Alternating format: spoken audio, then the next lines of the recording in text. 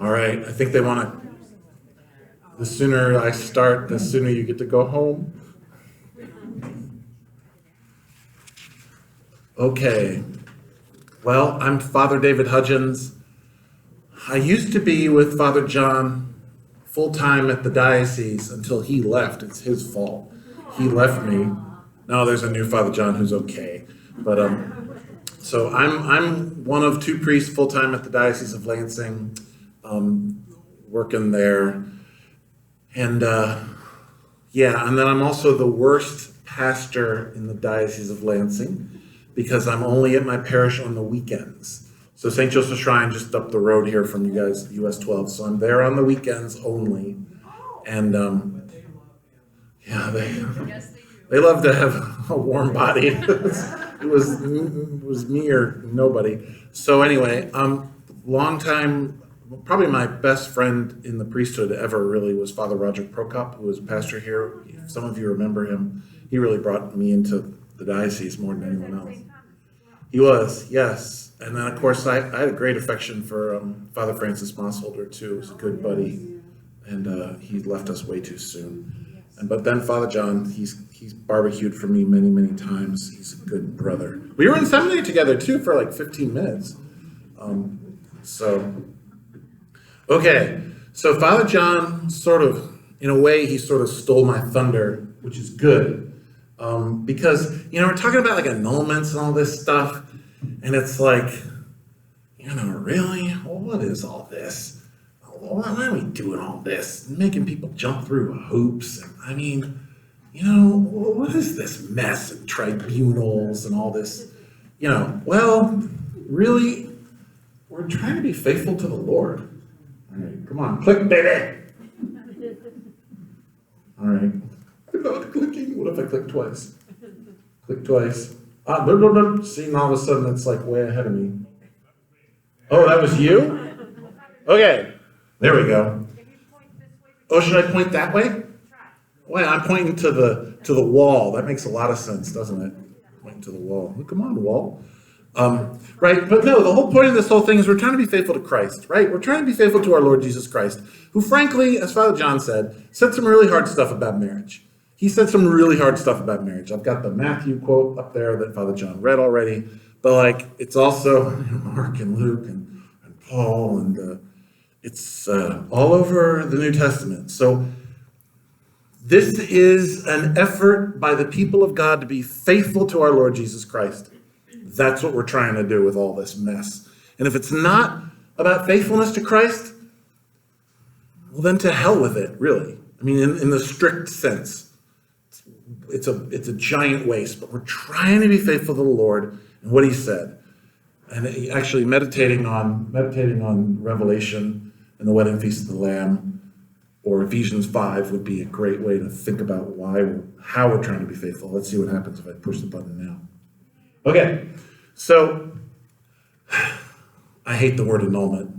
It's not the right word. This is my pet peeve. This is me annoyed. But I'm going to use the word anyway because we're stuck with it. But it's not an annulment. The church doesn't do annulments. It really doesn't.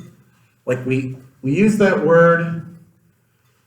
It's not the right word because annulment makes you think like something never existed. That's the word that we use in our secular legal system.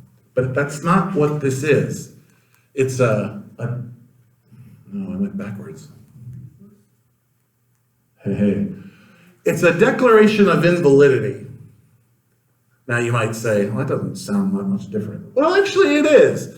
Something was wrong. That's why there was a divorce. Shocking logic there, right? Something was wrong here from the beginning, and we're naming it and theoretically proving it, right? But you don't say no marriage existed. That's ridiculous. Of course a marriage existed. I mean, what planet are we on? We call it a putative marriage. Putative meaning everyone went into it with the best intentions. Everyone went into it, looked like everything was cool, and people were of goodwill when they went into it. Of course. But obviously, at some point it went off the rails and it ended in divorce. and there's no reconciliation, the church is always very eager to see if reconciliation is possible. And I have not done cases because it looked like the couples might reconcile. And so we're not going to do that if they're going to reconcile, right? So of course of course there was a marriage, of course. And of course the children are legitimate. Where the heck did this thing come from? This talk about a pet peeve. I don't know if there's any, in what domain do we ever talk about illegitimacy anyway? I mean, if I say bastardo, that's how you say it in Italian, that just means you're not a nice person, right? We don't even use that word anymore. Well, I don't know why this is the only place that this is ever even brought up. Well, the children won't be legitimate. What? The Catholic Church infallibly teaches that the children are legitimate. Period, full stop. And it's also in the church's ecclesiastical law. The children are legitimate. Give me a break. I don't know. Anyway, please believe me when I tell you, that's a ridiculous notion that the children will somehow be illegitimate. That's just nonsense. Okay, I'm gonna let that go. Okay, so I took all the questions that you guys had and I tried to, I'm pretty sure I'm answering all of them, but I ordered them a little bit different. So the one question was, what makes a marriage invalid? I mean, that's impossible to answer because there's as many different sorts of situations as there are as many different people, right? There's a lot of different ways that marriages can be invalid.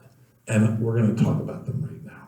Basically, like Father John did. Father John did it exactly right. I don't know, is this my fault? Maybe if I hold it anyway. You got these two people from individual, unique circumstances, and there's all kinds of things going on in the human heart, you're probably aware, that influence everything that we do. So, but Father John, as I said, had it exactly right. You want to know how a marriage could be invalid? Well, let's look at what marriage is. If we want to understand how it can go off the rails, you got to have a sense of what it's doing when it's doing it right. So, okay. The most obvious thing that would be make a marriage invalid if there was an impediment to the marriage, right? Like the classic is, you don't marry your sister, you don't marry your brother, right? We call that a natural law impediment of consanguinity, right? It's just, that's an impediment to matrimony. Here's one you haven't heard of or thought of maybe. There's an impediment of crime, and it's actually totally sexist in the law, but it says a man cannot take a woman hostage and kidnap her in order to marry her. And in the Eastern Code, it's nobody can they can't kidnap one or the other and then take her away and marry her. That's actually reserved to the Holy See, right? That's an impediment. You can't kidnap someone for the purpose of marriage, or the other one, you can't kill your ex-spouse in order to free you up for marriage. And that happened a couple of years ago in Nigeria. Do you guys remember that former president of Nigeria killed his ex in order to this? If it's in the law, it's because it happened at some point. But yeah, that would be an impediment. The greatest impediment to marriage is a previous marriage, right? A divine law. There's only one marriage at a time, so to speak. We sort of can get into a little bit like serial polygamy or whatever, but there's one marriage, and a prior bond is an impediment to a subsequent bond. Divine law impediment. So those are all kinds of reasons, and there's more, like affinity. You can't marry your adopted daughter and stuff like that. But anyway, that's one way marriages can go off the rails. Now, so what is marriage? This is maybe more important, right? Marriage is indissoluble, not permanent. It's indissoluble by any power on earth. A legitimately entered into marriage cannot be dissolved by death alone. Dissolves it. So if I go into it saying, well, we'll see how it goes. You don't always get divorced. I mean, half of marriages end in divorce anyway, right? Well, that's not the proper disposition by which to enter. You've got a fundamental misunderstanding about marriage if you think that it's not indissoluble. Right? Marriage is faithful. It's got to be faithful. If I go, and I had one guy, this is a parishioner a long time ago, and he was like, faithfulness means I don't get caught. Straight up. That's what he believed. He believed that he just, as long as she doesn't find out, all kinds of X, Y, and Z over on the side. You've got a fundamental misunderstanding. You do not get what we mean by fidelity. And we're pretty darn serious about fidelity.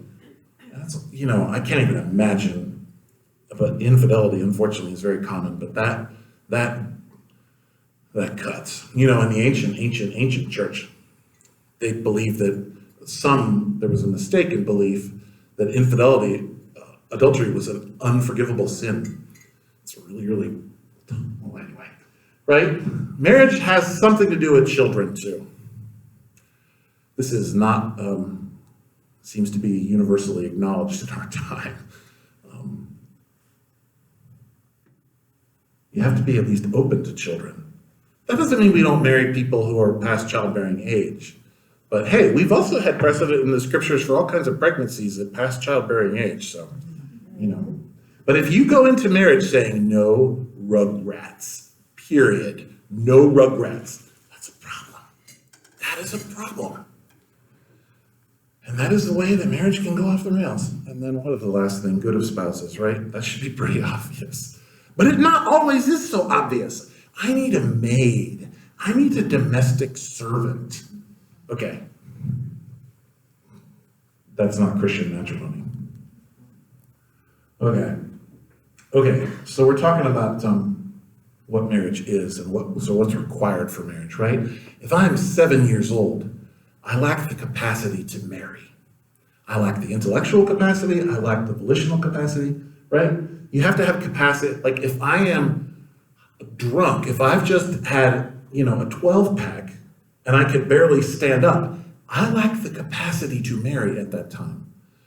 Or it could be a lot of different things, like, well, we can get into it, but there could be mental health situations, cognitive issues. There could be a million different things. But you have to have a capacity to stand and make this formal public act, right? I have to be able to kind of know and evaluate the fullness of what I'm actually doing. So we say judgment, right? You've got to be able to have the capacity to judge and evaluate what you're doing and like what's actually going on in me, maybe in the way I was raised, maybe in the way that I, witnessed marriages in my life. And you really can't believe some of those situations that people grow up in. There's so much brokenness, and they never had an example of matrimony witnessed to them as a child, So their judgment about what marriage is or what, it can be really out there. Or maybe they're just super immature. Maybe they get married and they're, 17, and that happens. I just did a case like that. They needed a sign off from the state of Michigan to say they could get married. You know what? They weren't totally mature, and their judgment wasn't kind of all there. And you don't have to necessarily be 17. You may have met people over 17 who had problematic judgment in your life. You have to have the right intention to get married. That was the previous slide, right? The intention of, this is indissoluble. Faithfulness means her alone. I say no to all others, right? And, right, the good of the spouse, anyway. And there's other things marriage needs. We'll talk a little bit about it now. Let's see here. Nope. It's going to go 3 in advance now. Boom, boom, boom. Oh, yeah. Is that right? Okay. Yeah, but we're talking about ways that marriage can go off the rails, right? So now we're away from like what... And you put up the shotgun wedding? I've literally had that. Straight up in this country, dad brought a gun. And it wasn't like he was a cop or something. And I've had multiple machetes. These are like, let's just say not in this country, but where dad brought a machete. You can't be forced into marriage by any kind of external power. Reverential, like respect for parents, or a pregnancy, obviously that happens a lot. I had one where this poor woman, well, anyway, She was going to be absolutely destitute. Her and her child were going to be absolutely destitute if she didn't enter into this marriage. She was afraid for her. That actually happens a lot. Not only destitution, she was worried the state, another one was going to worry the state was going to take her child. And so she was motivated by fear. Well, you know what? You can't enter into marriage if you're being pressured by fear, whether from within or from without. Deceit. That is another thing. And even it might not be like intentional, but actually people went into it. So I guess this is a long way of saying there's a lot of different ways, yes, that marriages can go wrong. So now let's get a little canon law-y, a little bit church law. All marriages are presumed to be valid until they are proven invalid. All marriages. And all means all. So I don't care. It doesn't matter. 2 non-baptized atheists, a Muslim and a Jew, a Buddhist, you Baptist, you name it. This is a good that God has given to the human race that is beyond just the Christian dispensation. This is a good that God's given to the human race that's constitutive of our creation. So marriage is not just a Catholic thing. It's a human thing. And so the Catholic Church recognizes and respects all marriage, no matter what the belief system or lack of belief system or any of it. So all marriages, not just Catholic marriages. So here's the tricky part, and Father John talked about this too. Like it takes 3, right? It takes Almighty God and then a man and a woman, right? Now, that's a complicated little reality with 2 people, with 2 sets of interior lives, coming from 2 completely different backgrounds, standing up and doing something. So now if we're going to have a marriage that is accused of being invalid, either one of the parties can make that claim, can make that petition. They have the right to come to the church with a petition saying, I believe my marriage was not valid, and here's why I believe that. Or they both can do it too. They can both come together, and that happens every now and then, where they both claim that the marriage is invalid. So that's where you get into all these hard situations of like, where I believe my marriage is valid, and how can the church say it's not? Well, there were 2 of you, right? It's not all on you, and it's not all on the other. So it's a complicated little nut, and it's very, very hurtful. I understand that. That's why I'm trying to lighten this up a little bit. So how does the church deal with this? For better or for worse, brothers and sisters, for better or for worse, the Catholic Church has chosen, it's arisen, a juridic process to investigate the validity of marriage. So juridic, right, in the sense of like, prove it, evidence, witnesses, to investigate it in a way that is dispassionate, objective, with a process that everyone can see and follow, making sure everyone's rights are protected. And people have rights, and they have to be protected. And remember, too, like whatever we're doing here at the Diocese of Lansing, I know, and believe me, it happens, any case I'm working on can be sent to the Archdiocese of Detroit to be reviewed by like my peers. So you know what it's like when other people are watching your work, who you respect, you don't play. Or anything that I'm doing can be called to Rome at any time. And the Supreme Tribunal of the Roman Rota or the Apostolic Signatura can review my work. And they do. Let me tell you, it keeps you on your toes. You don't play games. But it's a juridic process, for better or for worse. That's what we've done. So making people jump through hoops, right? Making people jump through hoops? No. If this happens, it's because we proved it juridically. The invalidity was proven juridically with evidence. So Father John wanted me to talk about So that's like how, this is sort of the macro, a little bit of the macro. We're going to get a little more micro now. Father John thought it would be important to talk a little bit about like how you bring a case, where to begin. So we call it competence, right? A tribunal has competence for a certain territory, unless it's one of the few tribunals that's for the whole world. But the tribunal has territorial competence, right? So for me, it's our tribunal, 10 counties in mid-Michigan. That's where we're competent to hear cases. I'm not competent to hear cases from Canada, unless, right? Someone was married in my diocese, right? And if someone was married within our territory, then I'm competent to hear the case. The Diocese of Lansing is competent to hear the case. Or if one of them lives in the territory, okay?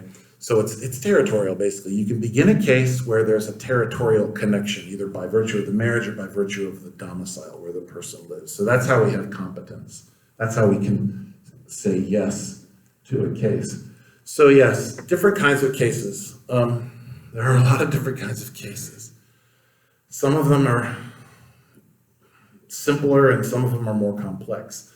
The complex one is the full-blown trial, and we call them marriage trials. So where we've got no reason to question the validity of this marriage based on impediments or other things that can be proven, like with documents. So for example, Catholics get married over here in the church and everything looks good. Father John did a full investigation. We checked everything, asking them about their intentions and asking them about children and making sure they weren't previously married and getting baptismal certificates and all of it. So we put all these things together. Everything looks really, really solid. That's the full-blown annulment case. That's the full-blown trial to investigate the validity of the marriage. And what happens then is it's looking at the couple and their moment of consent and what was going on in them, looking to see whether or not there was something problematic with their consent. Like that's the most, that's the one where you get witnesses, maybe you get court experts, that is you get like a psychologist to come and interview people. So that's the most complex one. So there are simpler ones though, because there are all kinds of people who bring their cases before the church. Like we have RCIA people, right? People who want to enter into the church, and maybe they've got a previous marriage. Well, a lot of times, divorce is super common in this culture. So we could have a process where my ex had been married before, okay? So I was married to Jane, but Jane had been married before to Steve, before she married me. And now I want to become Catholic, and maybe I've subsequently married. But now Jane had an impediment. Jane had a divine law impediment. She was not free to marry me. So we can do a simpler case, we call it a documentary case, because I can prove that Jane's marriage to me was invalid by documents alone. I can prove she was previously married to Steve. She wasn't free to marry me. So that marriage is invalid because it was a divine law impediment. So that's really simple to prove, right? But there are other things you can do, there are other processes, I should say. Like if two Catholics get married outside the church claims the right to regulate her sacraments. The church claims the right to regulate her sacraments. And one of them is, if you're gonna get married, if a Catholic is gonna get married, you gotta work with the community at some level. In other words, you can get permission to get married in a synagogue. You can get permission to get married in a mosque. You might get permission to get married in a park, but don't ask Father John to do that for you. But some weird bishop somewhere might grant that permission. But you can't just run off and do it on your own without involving, because you're bound by baptism, you're bound to Christ, and you're bound to his body, the church. And so if a Catholic marries outside the church, we say that's invalid, manifestly invalid. So that's very, very, in a way, that's even simpler because it's documentary. Look, here's a baptismal certificate from St. Andrew's, Saline. Oh, look, they got married on Belle Isle. Well, and they didn't get permission from the Archbishop of Detroit to get married on Belle Isle, and he doesn't give that permission. But anyway, that can be proven invalid very, very simply because they were bound to the Catholic form of marriage. So, okay. So, actually, we're working along here, pretty good clip. People asking about the process. The process. I really can't. I mean, you don't want to know the process in a way. Like, no, you don't. You don't. Bless your heart, not to contradict you in public like that. That's rude. But so like when people come for like they'll come to Father John because they want to investigate whether or not their previous marriage was valid, right? So we've got all these things that we give people, paperwork to explain. Like, so we've got like explanation sheets of terms, because there's all this weird language and lingo and all this stuff. And you get mail that's weird, and it's like, what is this decree of the what now? And a decree of instruction, what the heck is that? And publication of the acts and joinders of issues, and what is all this stuff? So we give people a glossary at the beginning, and we give people like the outline of the process. Like, here are all the steps of the process. And I used to do tons I was a pastor for a lot of years, 12 years, I think, anyway. Nobody ever read any of that stuff. I give it to them, and I'm like, now what's gonna happen is you're gonna get some weird mail, and you're not gonna understand what the mail is. And all you gotta do is look on this sheet, and it'll tell you exactly what that funny mail is and explain to you what all those weird words are. Oh yeah, great. So they get the mail and they call me. I got this weird mail. I don't understand this. What is this? What are they talking about? So I've never had anyone really care about the process. I'll tell you a little bit about it. We all have rights. We all have rights. Here's the process. Everyone has rights to due process. And we never violate those rights, ever. Because I don't want to get called out by Rome. I don't need some cardinal calling me up and saying, what are you doing, you clown? You're never going to hear another annulment case again. You clearly don't know what you're doing. And that happens, by the way.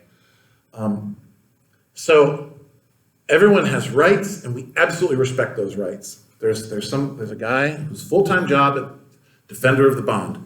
His job is to defend the validity of the marriage at all costs. We won't even take the case. It won't even start unless everything is exactly right according to the process, so that we've got baptismal certificates. We know that, or not if they weren't baptized, but marriage certificates, right? We know they were actually married. How can I do an annulment case if I can't prove that you were married? And a divorce decree too, with all the pages of the divorce decree. It's unbelievable what's in divorce decrees, by the way. It's amazing what's in divorce decrees. We look at that stuff. But anyway, we ask absurd numbers of questions to make people jump through hoops, right? No, to prove something juridically invalid. But the process is meant to protect the rights, for everyone to know what's going on, to everyone to have their say, for everyone to have time to have their say. So I'll give you the outline of the process. You're not gonna remember it, but that's okay. So the first thing you do, you send this over, you go and you meet with your procurator advocate, which is like your lawyer, your church lawyer. You sit down. This is the full-blown case, right? Theoretically. This is the worst case scenario. You meet with Father John, and it's like, oh man, yeah, this looks like everything was done right. This marriage looks totally valid. We've got to do a full case on this, right? So that's when you get a questionnaire to answer, and all those questions, you got to write an essay, and you got to produce witnesses, and you get all that stuff together. You give it to Father John, and Father John looks at it very closely, and hopefully he helps you tweak it a little bit, because Father John, or any procurator advocate, will know to look for certain things. And I always said, you want to say a little bit more about that. Maybe a little bit less about, hey, we were happy for the first 25 years. You're never going to get a declaration of invalidity if everything was perfect for the first 25 years. I mean, so do you really want to say that? Because that doesn't make any sense. But anyway, so then Father John gets all this stuff together. He sends it to us at the tribunal. And I call him up and say, oh, by the way, you missed this and this and this, and this thing isn't signed. And like, because almost all the cases we get, they don't come in complete. It's really hard. And then we're like, oh, we got to try and help people we really do need a baptismal certificate. We really do. Because the defender of the bond is not going to allow a case to go forward unless we've got everything we need, because we respect the process. So once we have everything, there's a decree of acceptance. We accept the case and we notify everybody. We give them like a month to respond, unless they ask for more time to respond. We truly try to be fair to people. We have to be fair to people. I'm going to get in trouble if I'm not fair to people. I don't want to get in trouble. So theoretically, once everybody knows everything that's going on and everyone's had a chance to respond to this petition, there's a decree of instruction, which sounds weird, but basically it means these are the terms under which the trial is going to be conducted. Like, this is the issue at stake, whatever it might be. She was really immature. He was a drunk.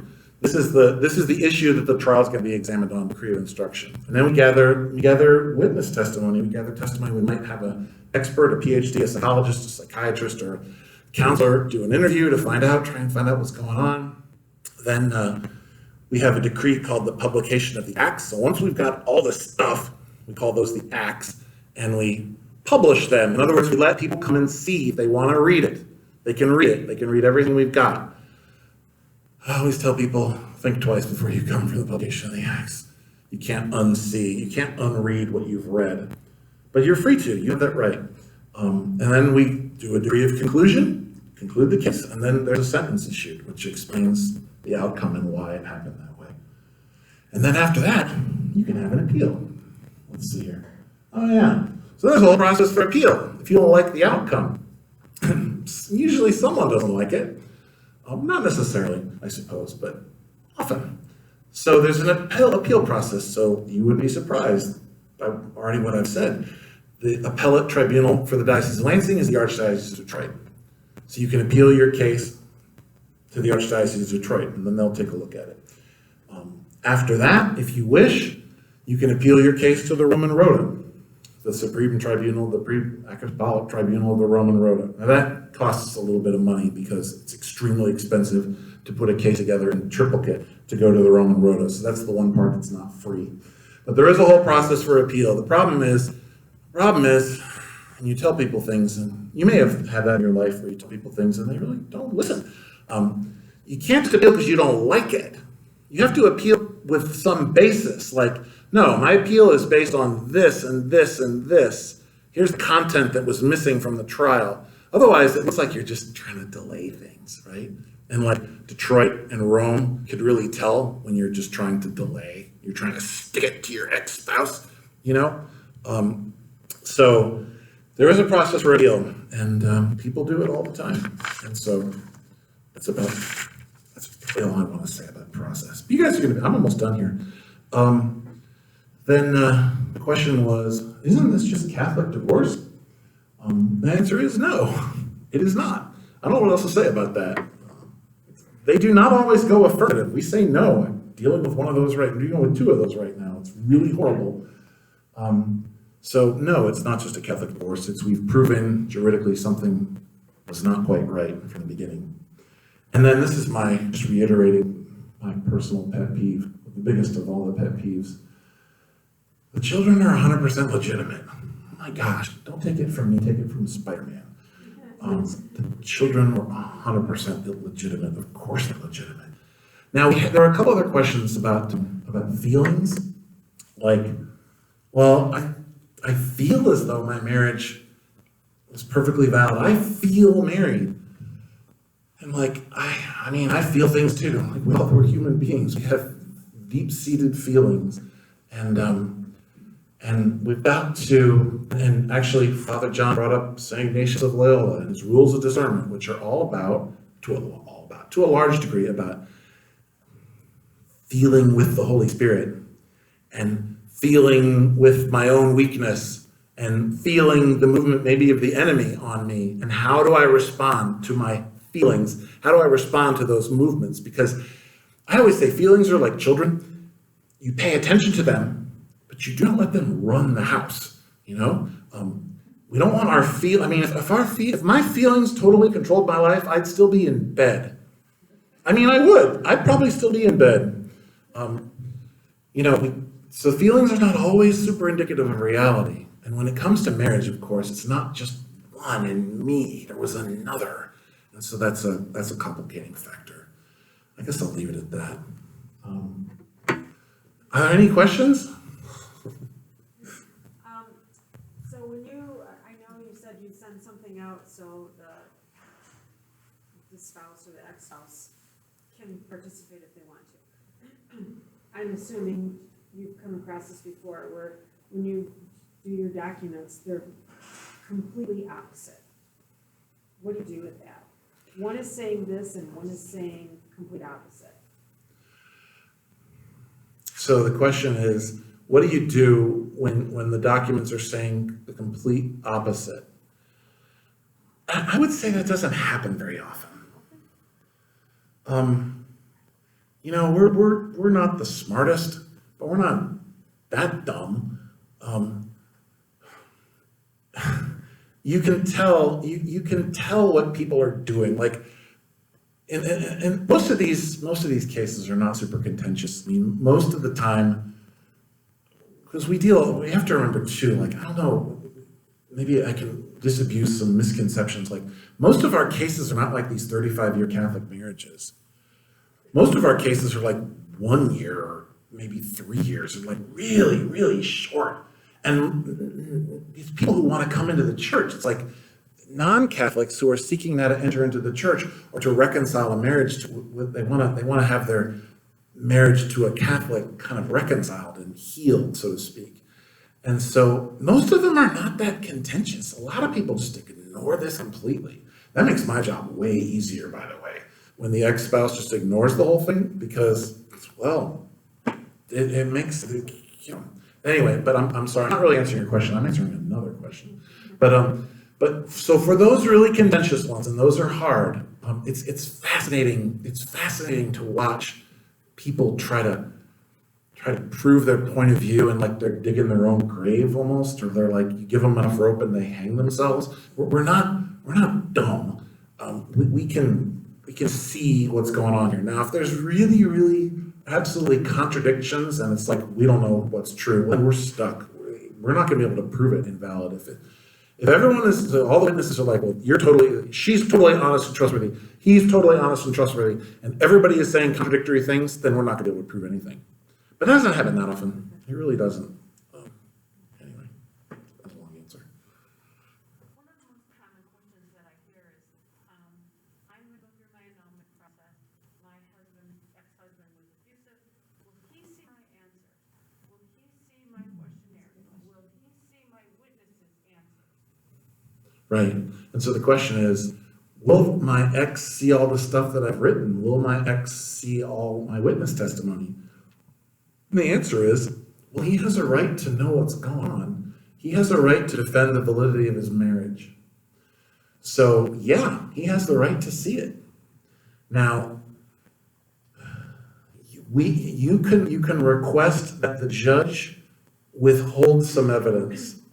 But if the judge has to preserve the other party's right of defense, because they have a right of defense, so the judge may, in some circumstances, summarize testimony, so maybe take the witness testimony, summarize it, and make it anonymous so that it's impossible to identify who the people are who are giving this testimony, so that it can kind of get around that problem in a sense of like revenge and all that stuff. So we do that, because that way the right of defense is protected. You know what was said, you just don't know who said it.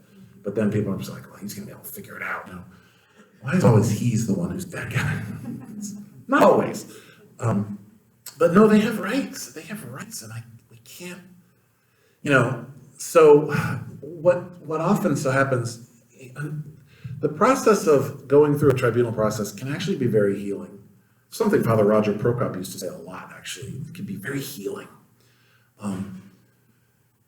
So often, and this is maybe for Father John or for procurator advocates, it's like, you can write about yourself. No one can contradict what you yourself are saying about yourself. I mean, they can contradict it, but it's more believable. If I'm talking about me and my experience and my childhood and what I grew up with and where I was headed and my disposition at the time of my marriage, that's pretty compelling testimony, whatever anybody else may say.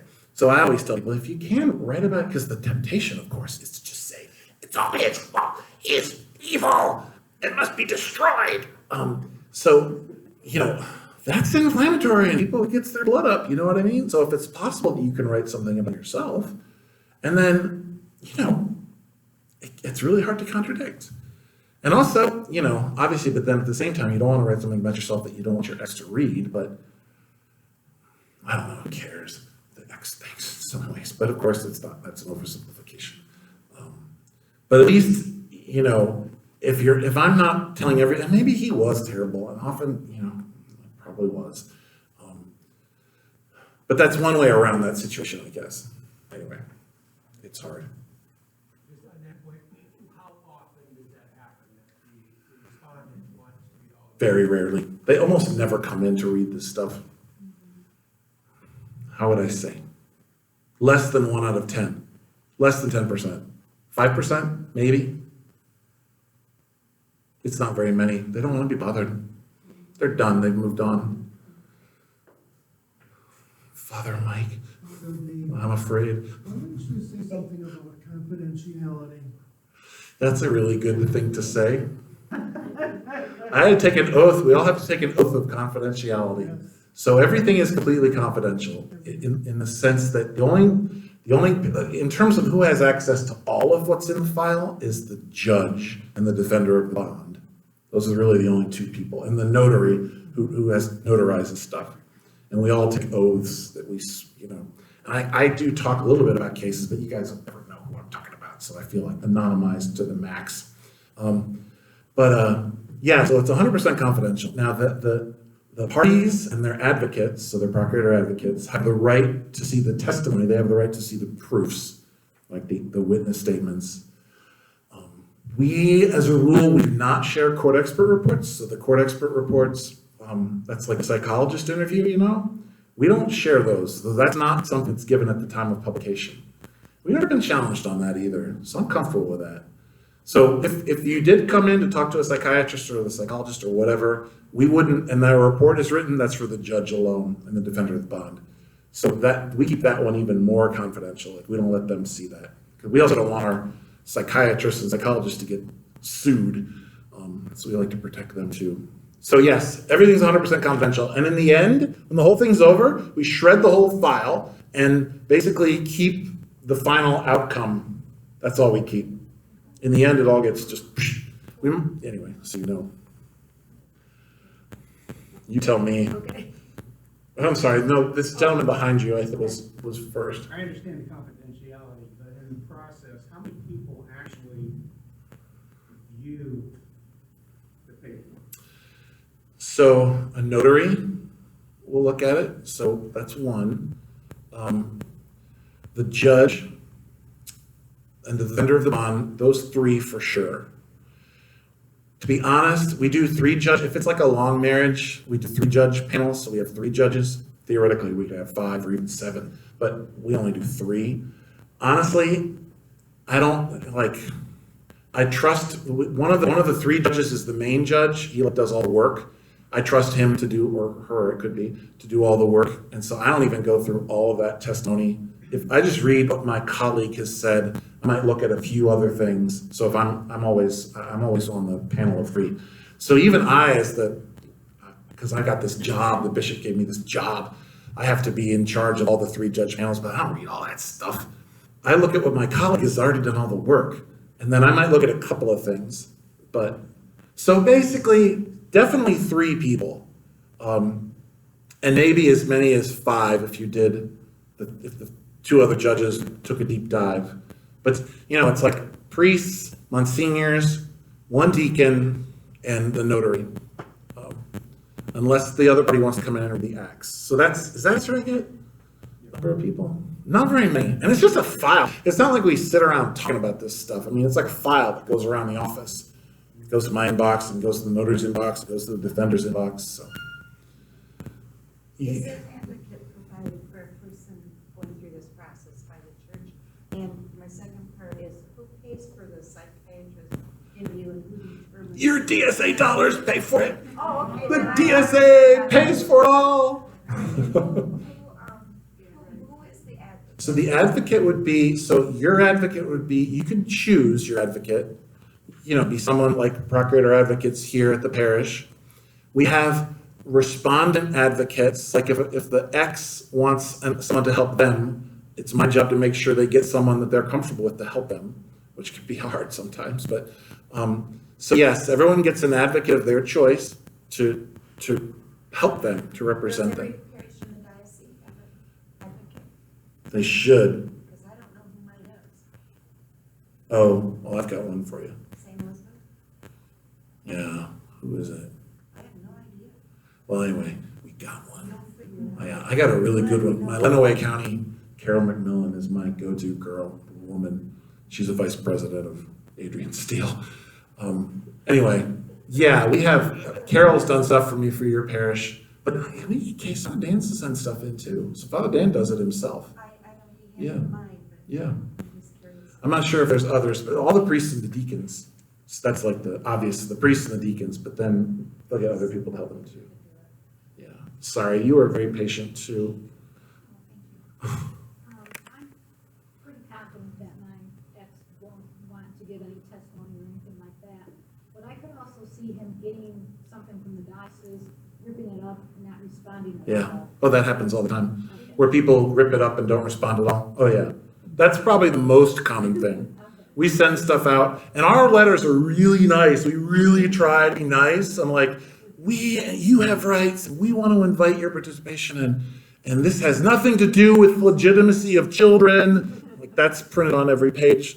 I mean, so, but yeah, most of the time people just throw it in trash. I think it's like, you know, so it makes it easier to prove. It makes it easier to prove because there's nobody contradicting it. You know. It's like, hey, I'm just go with what's put before me. This is the testimony that's been put before me, and no one is contradicting it. And your people say you're truthful and honest and trustworthy. My conscience is clear, you know. So anyway, For witnesses, can you use kids? we do not accept witnesses. We do not accept children of the marriage as witnesses because we don't want to put children in that position. Sometimes people have adult children from previous marriages. That can be okay. It's not our favorite thing. Usually, you know, and people kind of get a little wound up about witnesses. It's like, it doesn't necessarily have to be your sister or your mom or your best friend. I mean, in the end, we can do really well. If you have someone who's known you for a few years who will be willing to write, she is trustworthy, she is honest, on a piece of paper and sign it, like that's huge. That's the hardest part. You want to like slows down these processes is witnesses not responding to us. And if anything slows down a process except for the contentious one where they're fighting and like the ex is trying to drive all of us bananas and no one is driven more bananas. Well, no, you guys, your ex probably is. But anyway, I suffer. I'm right there on the cross with you with some of these people. It's very rare. It's like one a year. I would say there's one every year who's just torturing me. But you asked something. Oh yeah, your witnesses, right? Like character witnesses are huge. It's simple. Witnesses for, just character witnesses? If that's all I can get, I will take it. Well, what else do you need witnesses for? Yeah, well, witnesses who can tell me something about the marriage, obviously are ideal. That's ideal.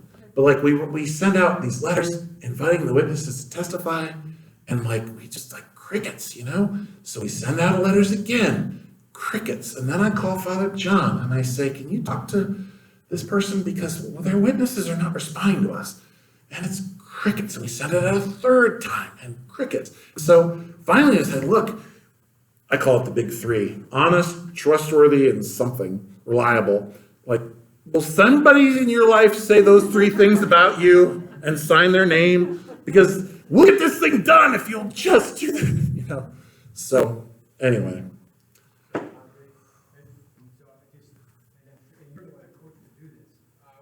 talk to people that are in process.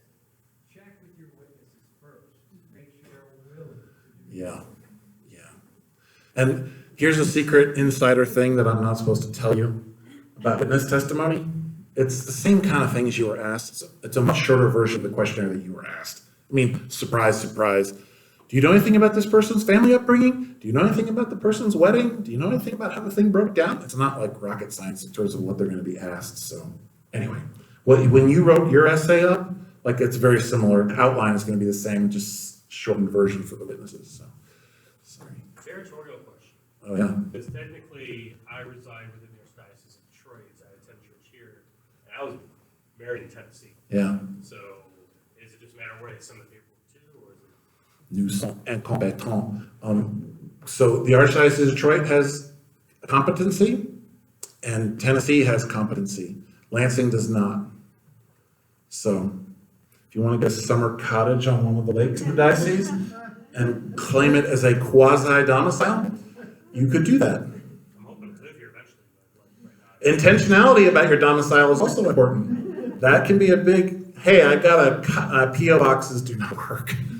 I can't use the P.O. box. But if you know, we're trying to tell the truth here. By the way, you do sign on the form and saying you're telling the truth.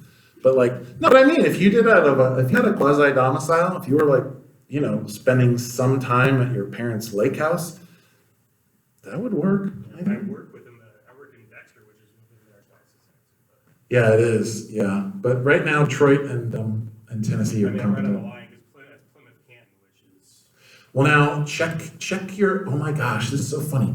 Check your county lines. No, I'm serious. I just did 2 of these things where I had to find exactly where the county lines were, and these people were like, you could walk to the county line, but they were in our boundaries. So the zip code doesn't matter, the city doesn't matter. Look at the county line. You could do it. You're in Wayne County. Well, that's the county line. But anyway, how close are you to the line? I'm gonna double check. 20, yeah, that's not very close. Never mind.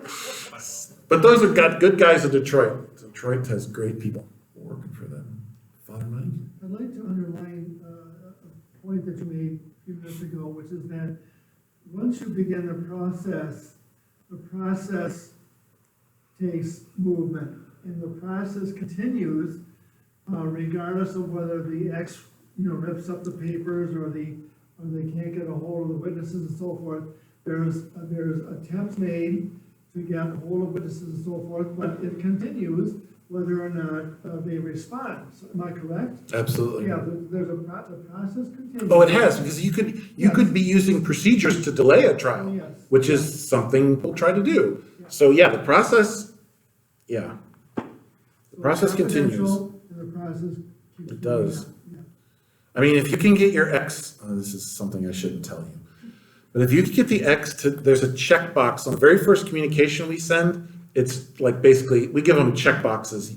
They can participate fully. We invite them to participate fully. But if they check off this box that says, do not contact me again, we call it no further contact. And it's sweet 3 little letters that I see on a file, no further contact. It's like, well, this just got simpler, Well, and you've just saved 2 months with no further contact, because now I don't have to wait a month for an appeal, I don't have to wait a month for, anyway, so. I don't have to wait a month for publication, anyway. First of all, thank you so much for explaining this, because I am that illegitimate child. My parents never got it annulled because of that myth. So, also, I'm sitting here on behalf of some other people to try to explain this better to them, and so you explaining the process was helpful and needed. It was necessary. So my question I did try to respond to you. So my question though is, I think this term defender of the bond is really interesting, and it kind of piques my interest. So being that the church is about vocations and marriage as a vocation, and this term defender of the bond, is the church then, I would hate to say pick a side, but like, is the defender of the bond fighting to keep this marriage together in the church's eyes, or are we pro annulment so that people can kind of move it along? Well, the marriage, remember, we won't look at it unless it's absolutely ended and unreconcilable, right? We won't even look at it unless it is over, divorce, and they're not getting back together. Because I don't know, Father John, have you done marriages for people who divorce and they want to get married again? I've done a couple of them. But so only if it's completely over and there's no chance of reconciliation. I just put somebody on pause for 6 months because they were dating again. I'm like, no, pause. So the defender of the bond is charged to defend the validity of the marriage. That's his job. And he can also appeal. If the offender didn't like the outcome, he could appeal. So so you're sort of like saying, whose side are we on here? Do you want the marriage We are. this is what we want for our society and, for We the church, are. betterment of the church, but the annulment gives those of, I don't know, I don't wanna say the wrong thing. Here's the part, okay, so I have to like go to confession, right? I have to live with myself, you know? I have to stand before the judgment seat of Christ. I'm not gonna put my name on anything, forget the judgment seat of Christ. I'm not gonna put my name on anything that's not gonna pass the judgment seat of the Archdiocese of Detroit and Monsignor Ron Brown. So, and I'm certain, and I am acutely aware, I just had one go to the Apostolic Signature. It's terrifying. It's terrifying when Rome gets a hold of your work. And people want me to play games all the time. The priests, God bless the priests, but they want me to play games. They want me to do shortcuts. They want to lie, man, I need to contact my ex. And the next thing, it's off at the Apostolic Signatura, so. And I'm on the line then. And literally, I could lose Bishop Boyer loses his investment in my 3 years of school, but that's not the point. But I could lose that'd be horrible. Anyway, so we want to know the truth. We want to know the truth. At the same time, we are acutely aware that if this process does not go forward, someone may not be able to go to communion. That's not a small deal for us. And we totally get that. So it's really tough. But I'm not, I'm not, you go to the office, it's like 17-page sentences, really long stuff. If I'm gonna sign it, I have to believe it. So we're after the truth. We're after the truth, and the truth of what has been put before me. Because that's all I have going. I can't project my mind into somebody who is silent. So, anyway, yeah, the truth will set you free. I heard that somewhere. So we hope. When my ex-husband and I were married, he had been divorced, married in the Catholic Church, divorced, no annulment. So we were married by justice of the peace. About 10 years later, we had an annulment and had our marriage validated. Right. What does that do to the process? So in this, because for the virtue of whoever's watching this perhaps in the future, so the situation is we're civilly married, but he needed annulment, which he didn't get, but then eventually he got his annulment, and then we had a convalidation, which is like what Father John was saying, which basically like we had the Catholic marriage, we had the marriage in church 10 years later. So the investigation at that point would be for not at the time of the civil marriage, but it would be at the time of the convalidation. So we'd be investigating the consent expressed at the time of the convalidation. So what happens at convalidations? Well, the church blessed my marriage. That's what everybody says. Like, I got my marriage blessed. Which is not what Father John said about convalidation when he was standing up here. He didn't say, I'm going to bless your marriage. That's what we do